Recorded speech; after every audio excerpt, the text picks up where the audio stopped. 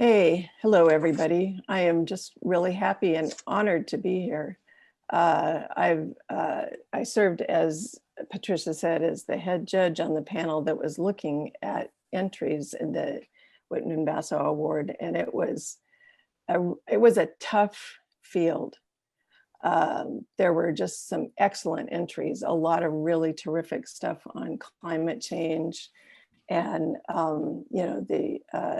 the problems in the Amazon, the disappearing rainforests, and then we read these stories that that Tom and Katie did for BuzzFeed, looking at the World Wildlife Fund and their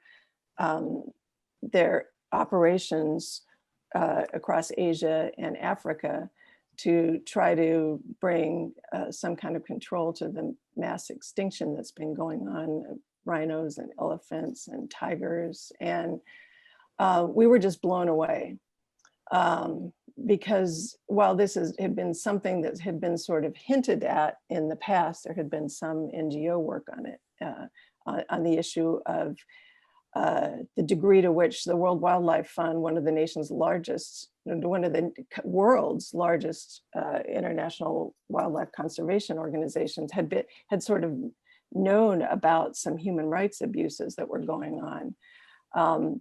These two managed to spend a year reporting and document it and nail it down and leave very little doubt as to the level of knowledge and culpability of senior leaders of that organization. And their work was borne out when the World Wildlife Fund launched its own independent investigation headed by a former UN Commissioner on Human Rights, which basically upheld all of the major points in their reporting. And that just came out recently. They covered that as well. What they looked at specifically was the way in which country representatives in, I think, 40 or 70 countries around the world, World Wildlife Fund operates, had been basically helping some of these local anti-poaching squads militarize. They were helping them not get weapons, although there's something to be said about that at some point.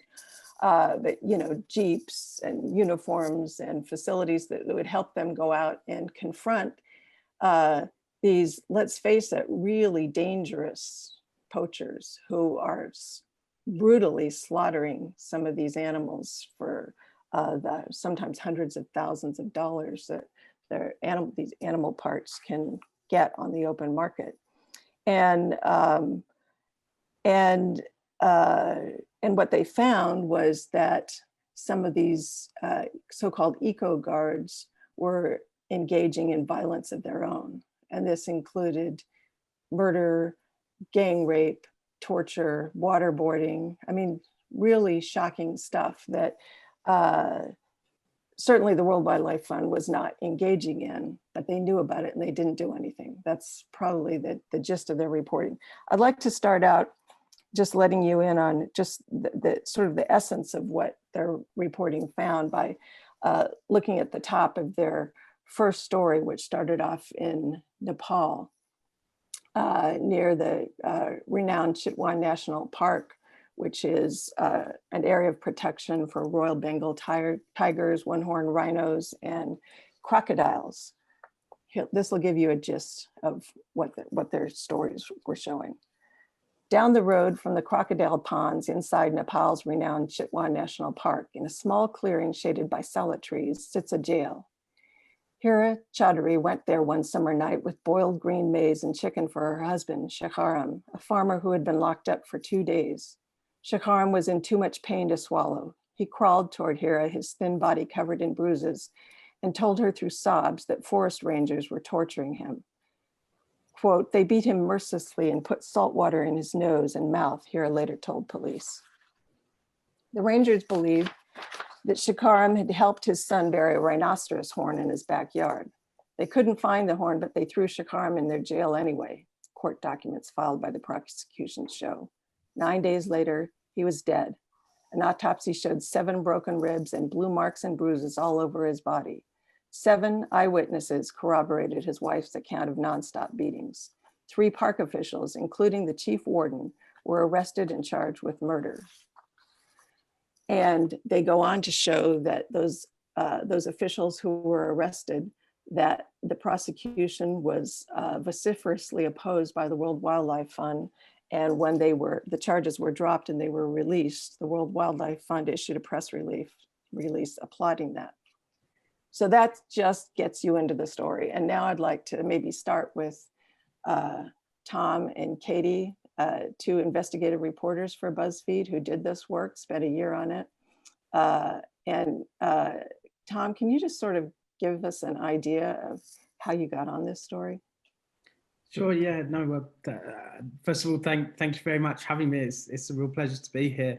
The genesis of the story was actually quite some time ago when I was a much younger man doing an undergraduate degree in social anthropology. And we were studying Baka and Mbangeli communities in the Congo Basin. And our lecturer had said to us, well, actually, one of the greatest risks that these communities face is conservation, and mentioned it, you know, and kind of described some of the issues that they faced.